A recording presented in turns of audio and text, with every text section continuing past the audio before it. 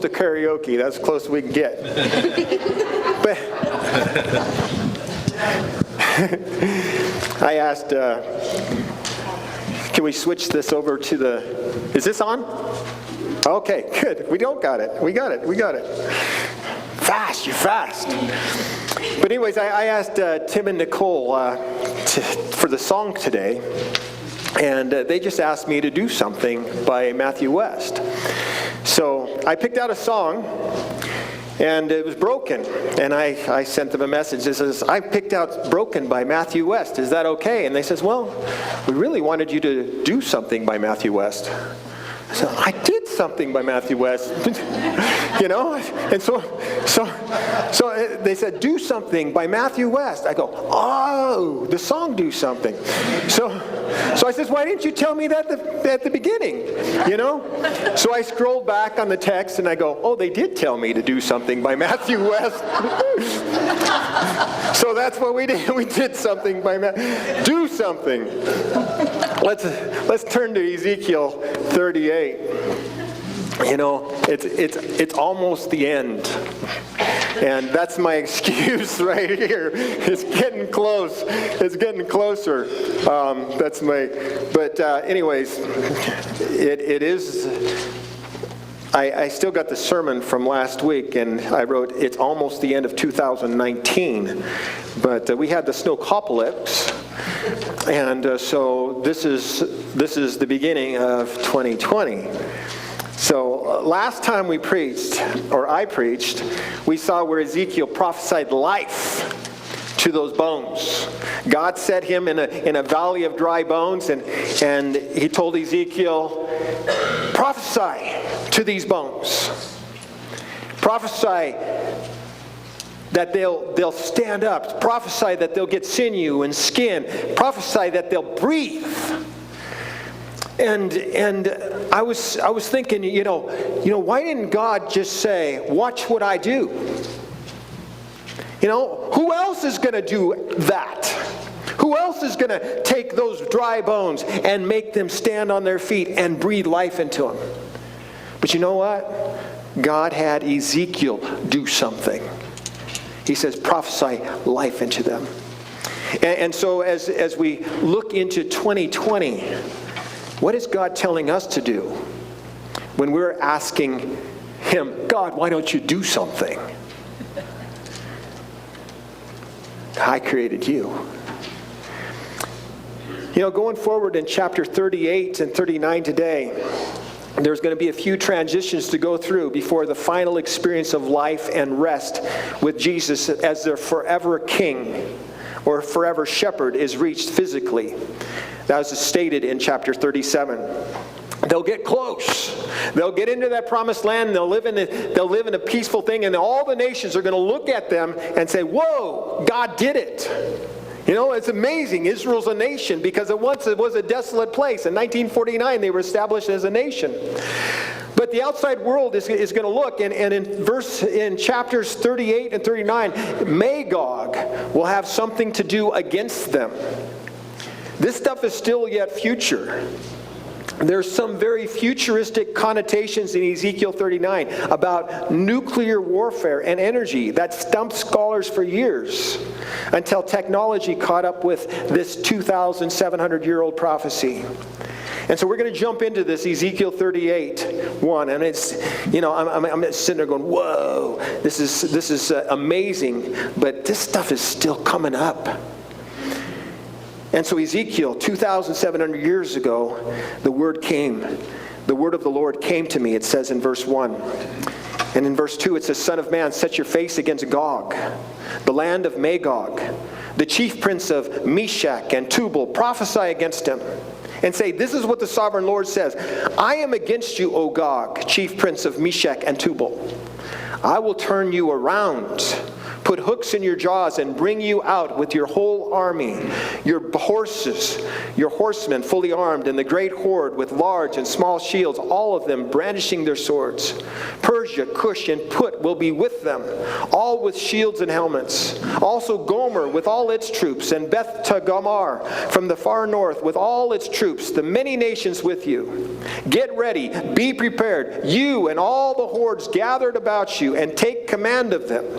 After many days you will be called to arms. In the future years you will invade a land that has recovered from war, whose peoples were gathered from many nations to the mountains of Israel, which had long been desolate.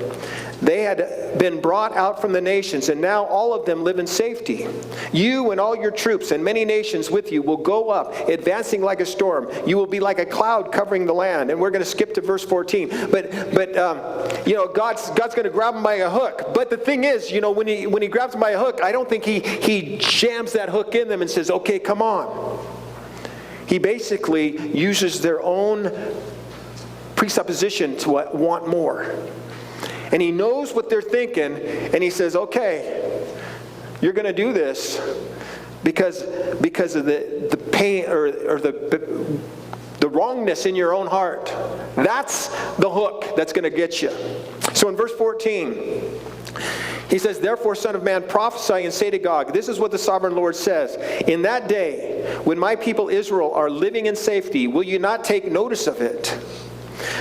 You will come from your place in the far north, you and the many nations with you, all of them riding on horses, a great horde, a mighty army. You will advance against my people Israel like a cloud that covers the land. In days to come, O Gog, I will bring you against my land, so that the nations may know me when I show myself holy through you before their eyes. Let's keep your place here. We're going to turn to Zechariah 14. Gog and Magog. We first hear of their ancestry in Genesis as the offspring of Japheth. And so we look on this map, and I don't know if you can see this all, but there it is, Gomer, Magog, above the Caspian Sea, and stuff like that. But the Japheth, that's the white race. That's basically us. Shem is basically Israel, the Semitic race. We got them in green is Japheth, purple is Shem, and then brown is Ham. If you can see all that on that map, so small. But Ham is Egypt and the African Negro race, all from Noah. So this Magog is from Japheth. Kind of the European, Western Asia up in the north. There's something that happens when people get powerful. There's something that happens. And that's what God was saying. When you see this place, people at rest, and you've got all this power, will you not take notice of it? Yeah. It's kind of like, I don't know, we played a few games last night after Mission Impossible night. We were playing dominoes. But all these games like Citizens of Catan, Monopoly, Risk, one of the things about those games is that works with them is our propensity for more. I mean, if I'm playing Risk, man, I want all the countries for myself. If I'm playing Monopoly, man, I want all the property. You know what I'm saying? Catan, man, I want the roads. I want the,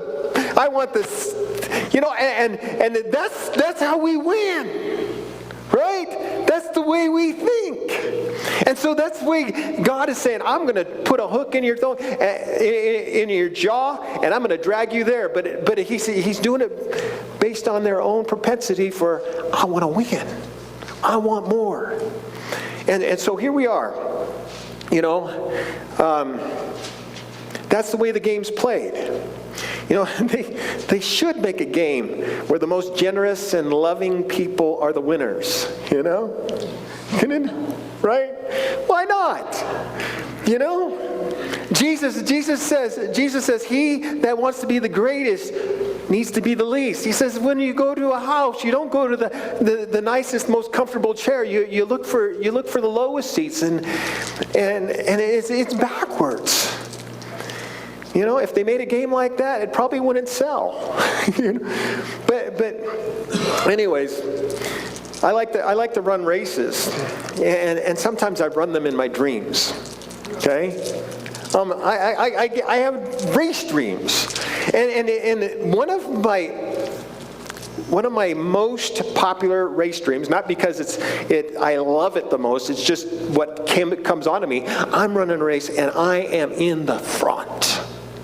I mean, yeah, I stumble and fall and tumble. I get lost on the course, but I am in the front. I'm ahead of everybody, way ahead of everybody in the middle of the pack, in the middle of the race. And I'm ahead of the Kenyans, man. And I'm running around, and then pretty soon, you know, there's the finish line. There's the finish tape. And all of a sudden, these legs that carried me effortless, they're gone. I mean, I can't even walk and crawl, and the whole time I'm trying to, and this is it's like a nightmare, you know? Why aren't you guys saying like, oh, no, poor, I can't go, there's a finish line, you know, and the Kenyans are starting to catch up to me, you know, they're starting to close the gap, and I'm starting to go, oh man, if I could just crawl to that finish line, you know, and I can't get there, and I'm just paralyzed, and then the Kenyans go by me, and then pretty soon my friends and my buddies and the people from my church, they go, you know, and then the rest home people go by me. You know? No. And they finish. And there it is. And you know, I get a DNF in my dream. You guys know what DNF means, right? Yes. You know, if at the bottom of the race results, they have all the people, and then on the backs, at the end of their names, they got DNF on them. Did not finish. Did not finish. I get a DNF in my dream. Yeah, come on. You know, I've never had a DNF. I've always had the guts to cross the line. But that DNF in my dream is one of my worst nightmares. You know, and as we look at I wrote this for last week, as we look at the last days of 2019, will we make it? We made it. We made it. Or did we? You know, we triumphantly break the tape. Or did we finish in the middle of the pack? You know, we can even mosey over the finish stretch, you know, with our walkers, you know, but you know, in our wheelchairs. You know what I noticed when I ran a race yesterday, and the wheelchair got a 30-second head start. But you know what? The wheelchairs are fast. Some wheelchairs really can fly. And there's some wheelchair times that beat any running times. But we may mentally and physically make it over the threshold of time. But how about the important one? Will we spiritually make it over that threshold of time? Will we do it in our dreams? What do we have? Well, when I was supposed to preach this, we had 3 days left of 2019. But as I contemplate my dream and the passage we will get into today, we have the physique, the tools, the strength, the wisdom, the power, the weapons to physically and mentally win the battle. But if the spiritual strength is missing, we will DNF. You know, this Magog and Magog, man, they had everything. In this Bible passage in verse 38, they had the helmets, they had the spears, they had the shields, you know, and we'll get into, they had more than that. They had weaponry.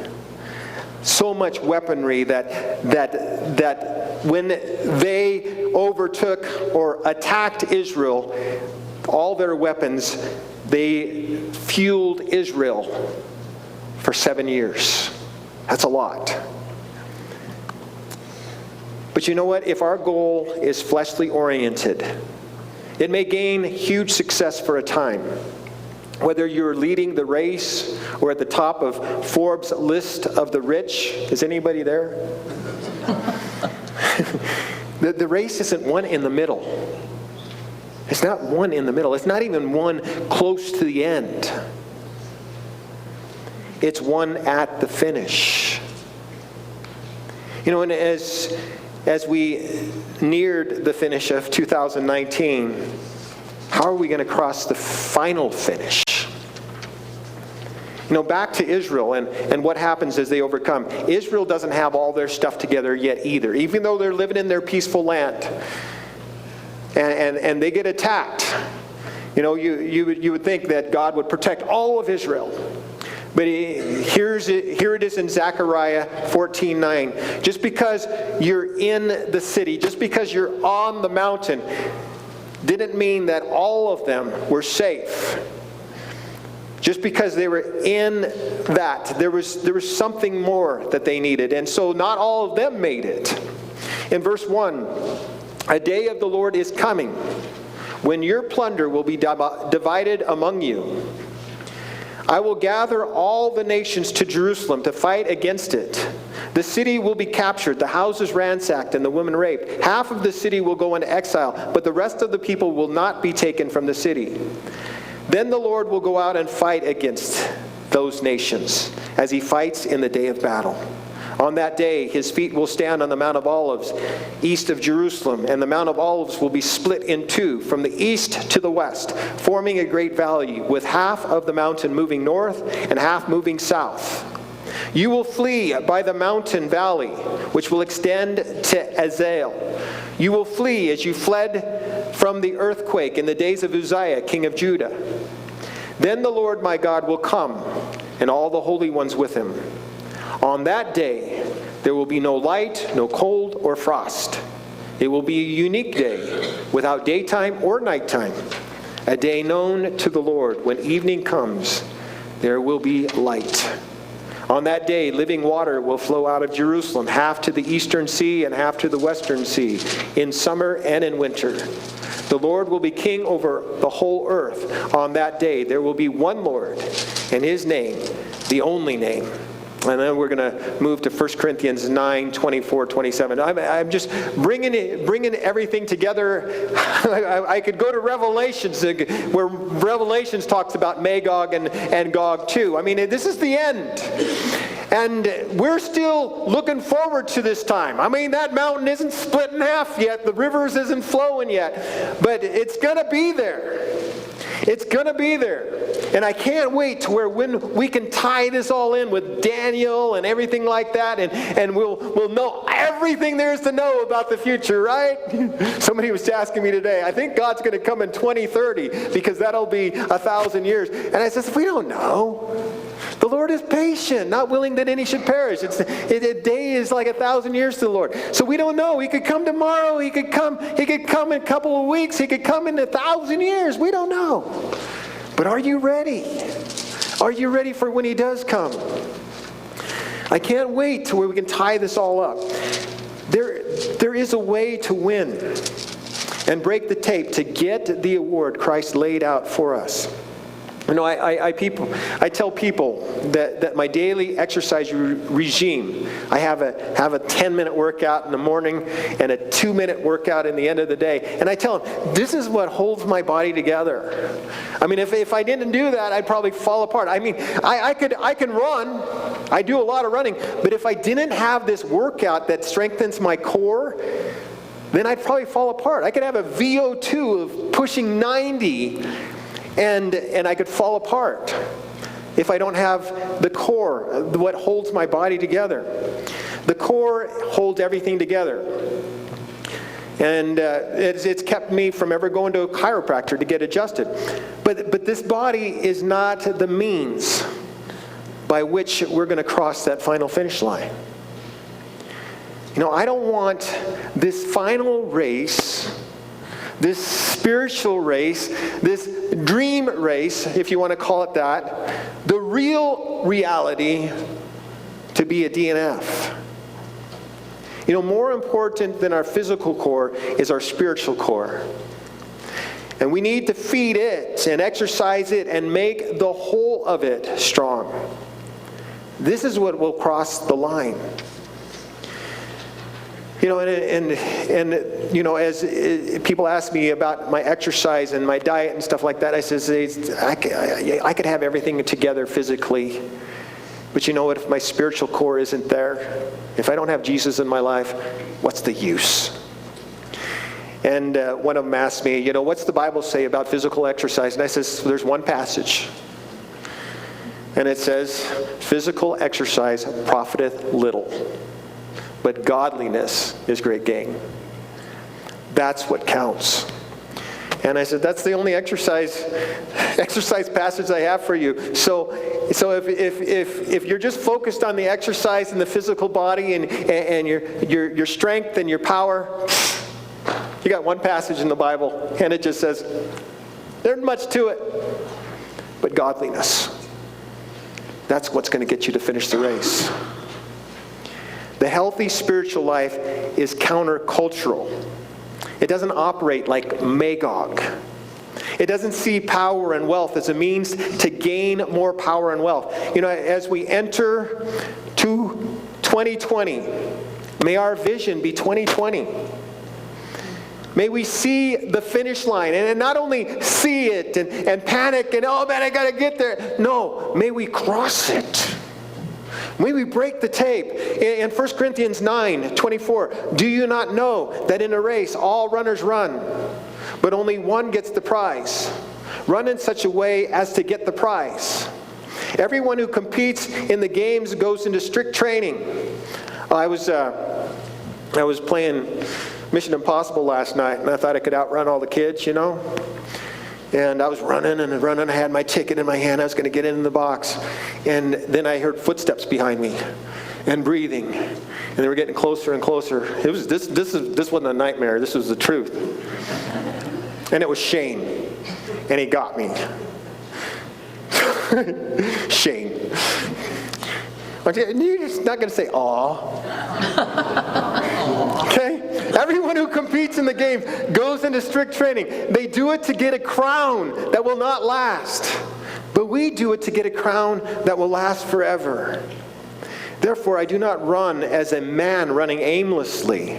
I do not fight like a man beating the air. No, I beat my body and make it my slave, so that after I have preached to others, I myself will not be disqualified for the prize. He doesn't want that DNF. He says, this is what I do. And you can read the rest of the passage there too, and I encourage you to, 1 Corinthians 9. But let's turn back to Ezekiel 39:6.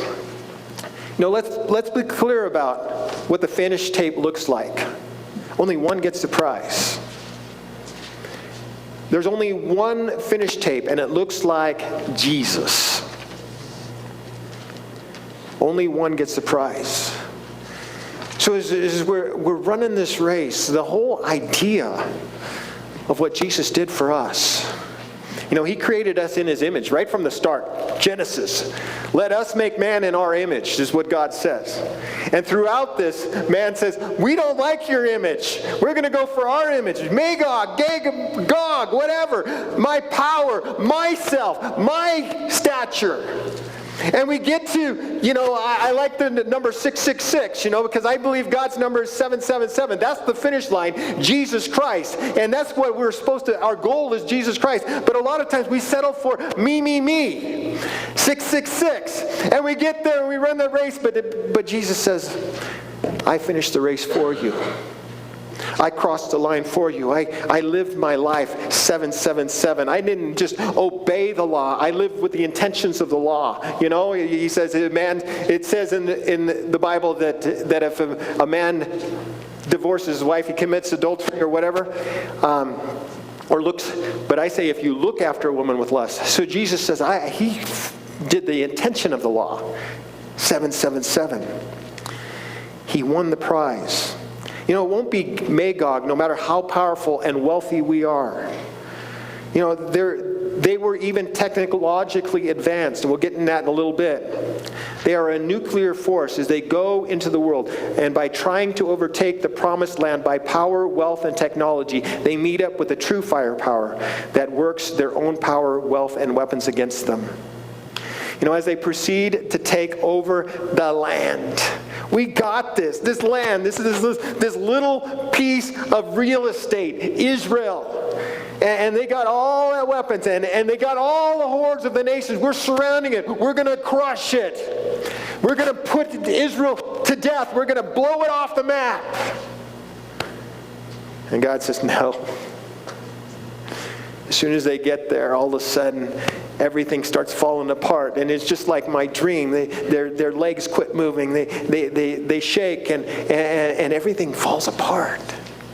What's happening? What's happening?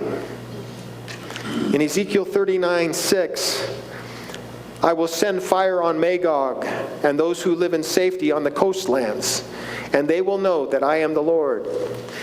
Okay? And I'm going to put this in there. There's somebody about, we sang that song, I want to do something. It's not enough to do nothing.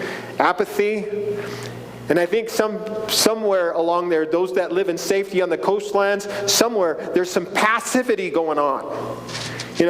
What are we doing on the coastlands? Okay, Magog's going and attacking Israel. Iran's attacking Israel. Everybody, what are we doing? Are we doing nothing? And if they sit passively, the strength, Magog's power and strength backfire on the passive-aggressive too. The coastlands could be us. Just apathetically watching the powerful in beast mode and not doing something. God, why don't you do something? I did. I created you.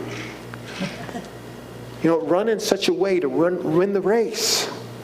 Verse 6 again, I will send fire on Magog and those who live in safety on the coastlands, and they will know that I am the Lord. I will make known my holy name among my people Israel. I will no longer let my holy name be profaned, and the nations will know that I, the Lord, am the Holy One in Israel. It is coming. It will surely take place, declares the sovereign Lord. This is the day I have spoken of.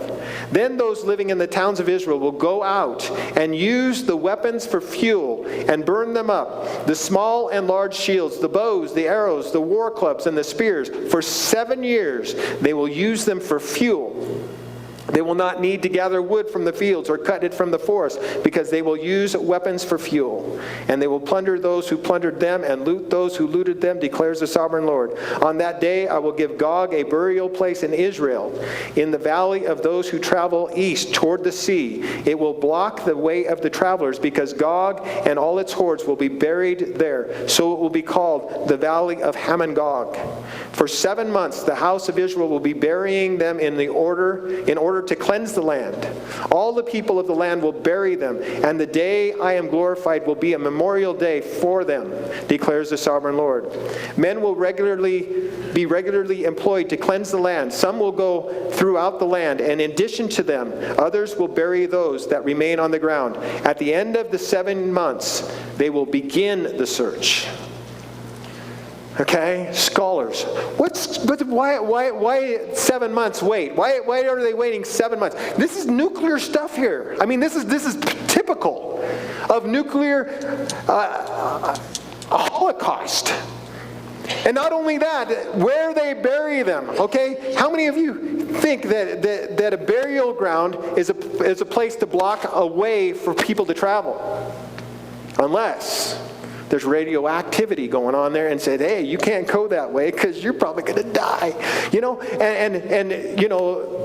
Post-nuclear cleanup, they have special equipment, special clothes, lead things, and that's why there's special employed people. I mean, I'm just making a conclusion, okay? This is pretty interesting stuff about what is going on here. How 2,700 years ago, why is he saying fuel? From spears and clubs and stuff for 7 years? Nuclear power. You can translate it that way. In verse 14, we're going to read that again. Men will be regularly employed to cleanse the land. Some will go throughout the land, and in addition to them, others will bury those that remain on the ground. At the end of 7 months, they will begin the search. As they go through the land, and one of them sees a human bone, he will set up a marker beside it until the grave diggers have buried it in the valley of Hamon-Gog. With all the power of Magog, and even the apathetic peaceful on the coastlands, the fire that went out from God did not spare the DNFs. This is yet future in the history, and we know that. It's very physical reality. It's also a spiritual reality. We can have our whole lives together, physically, financially, mentally, but at some point, every member of that Trinity will be burned up like a nuclear holocaust. The Magog Trinity of wealth, power, and technology, WNF, will not finish. The coastland Trinity of worldly peace, intellect, and wealth, WNF, will not finish. And I just looked at the clock, and we're almost getting to potluck time. Okay, so totally off the radar. Are we on God's radar? Run in such a way to win. Some trinities that will win: death, burial, and resurrection. Repentance, redemption, and regeneration. Now, this is the way of the everlasting King, who blasts every foe against him with their own weapons, and then uses those weapons for life fuel. As we finished off 2019, can you see the finish line? What's it look like? Are you going to break the tape? As Jesus sets out his image from the beginning to the end, he says, it's my will that you be conformed to the image of Christ. Is that our goal? Because that is what finishes. There's only one that gets the prize. And Jesus has made a way for us all through his cross to believe in him and to entrust our lives to him. And with him and his righteousness on us, we'll cross the finish line. Let's pray. Lord, we look to you. And Lord, so often we get so carried away with our own power, our own prowess, our fitness, our mental state. And in the middle of the game, we're looking pretty good. But Lord, you've given your word, and you've shown us the end of the game and how it all ends. Lord, help us to take note of this. Help us to see with new eyes, with 2020 vision, and to see what the finish line looks like. It's not the strong that win the race. It's the meek. The ones that have trusted and said, hey, I can't do it. I can't do it. I need Jesus. And Lord, as we contemplate what you've done for us, Lord, help us to be carried along by your Spirit to the finish. Lord, we ask this for ourselves. We ask this for our friends, our family. And Lord, help us